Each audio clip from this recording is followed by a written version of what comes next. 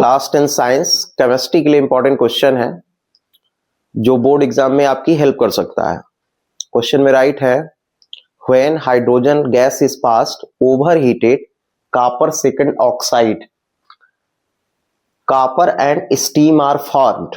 मतलब जब हम कॉपर सेकंड ऑक्साइड पे कौन सी गैस पास करते हैं, हाइड्रोजन गैस, तो वहां पे क्या बनता है, कॉपर एंड क्या, स्टीम आर फॉर्म्ड।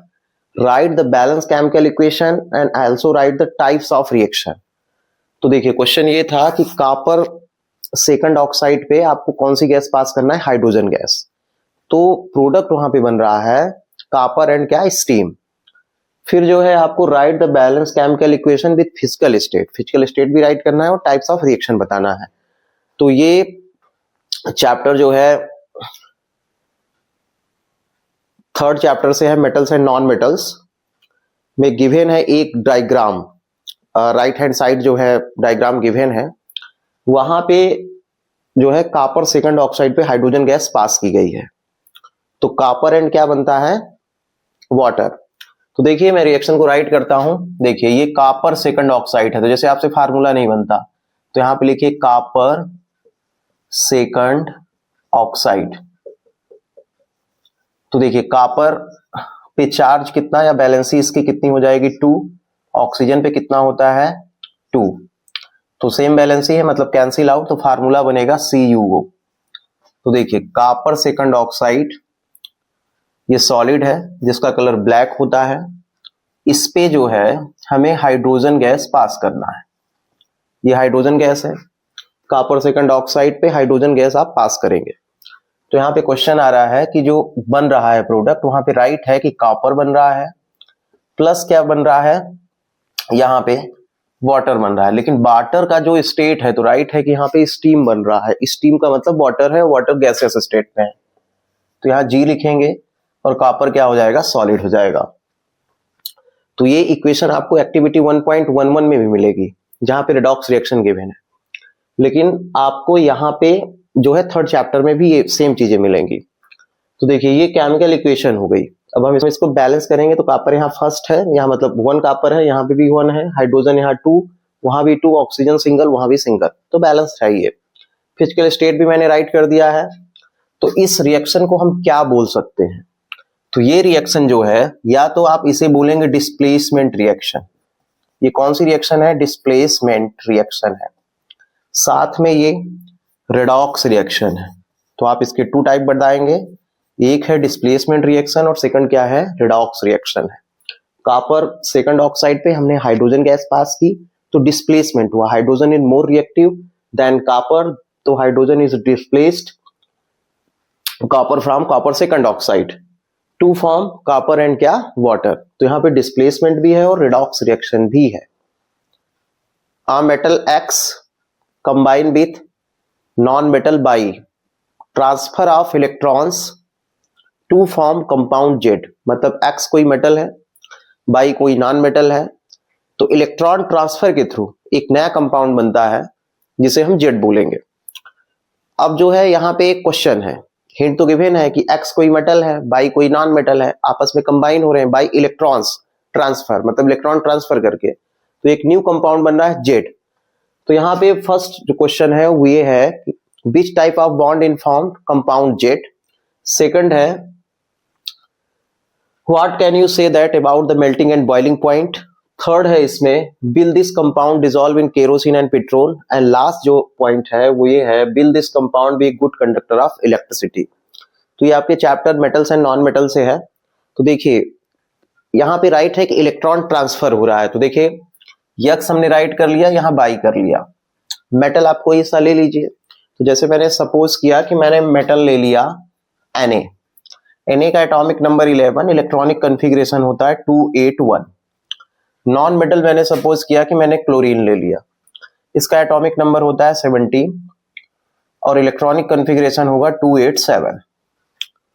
तो आपको ये मालूम है कि जितने भी मेटल्स हैं वो स्टेबल होना चाहते हैं, चाहे इलेक्ट्रॉन लॉस करके या इलेक्ट्रॉन गेन करके।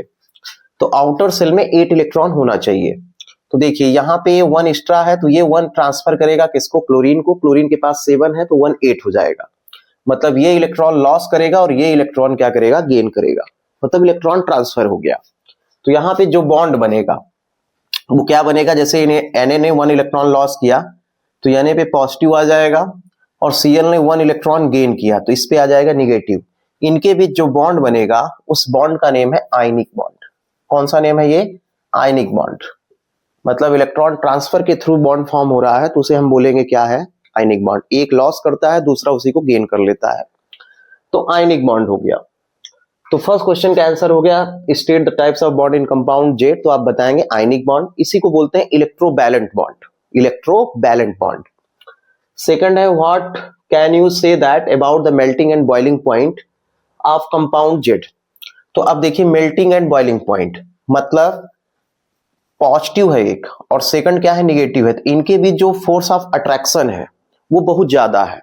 तो जब फोर्स ऑफ अट्रैक्शन ज्यादा होगा, बॉन्डिंग स्ट्रांग होगी, तो मेल्टिंग एंड बॉइलिंग पॉइंट ये दोनों क्या होंगे, हाई होंगे। तो आपको आंसर में लिखना है कि melting and boiling point of compound Z is high, मतलब इसका higher melting and boiling point होगा due to the strong force of attraction between metals and non metal.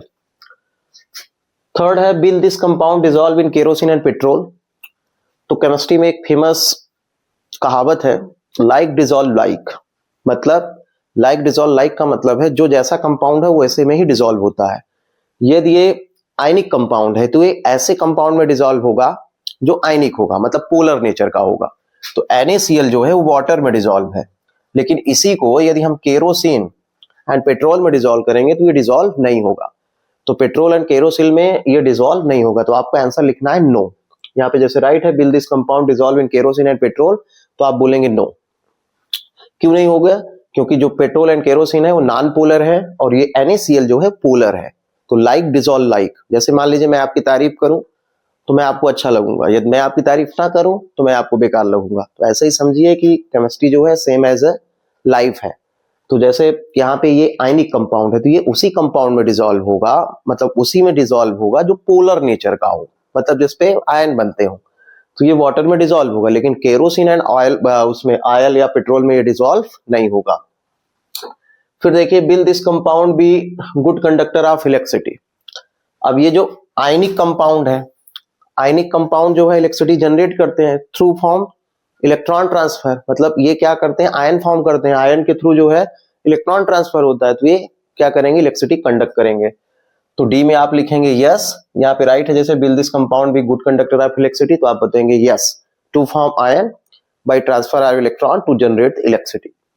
फिर will this compound dissolve in kerosene and petrol, तो आप बताएंगे no. तो इस तरह के क्वेश्चन को देखने के लिए आप हमारे चैनल को लाइक करिए, सब्सक्राइब करिए और शेयर करिए, साथ ही बोर्ड एग्जाम में अच्छा स्कोर गेन करिए।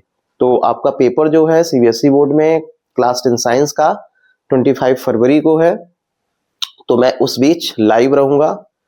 तो आप जो है ये 4 चैप्टर केमिस्ट्री के जो हैं उसको रिवाइज कर सकते हैं और सीख सकते हैं, मतलब जीरो से भी आप जो है स्टार्ट करेंगे तो डेफिनेटली जो है 25 मार्क्स का जो पार्ट होता है केमिस्ट्री का उसमें अच्छा स्कोर गेन करेंगे। Thank you.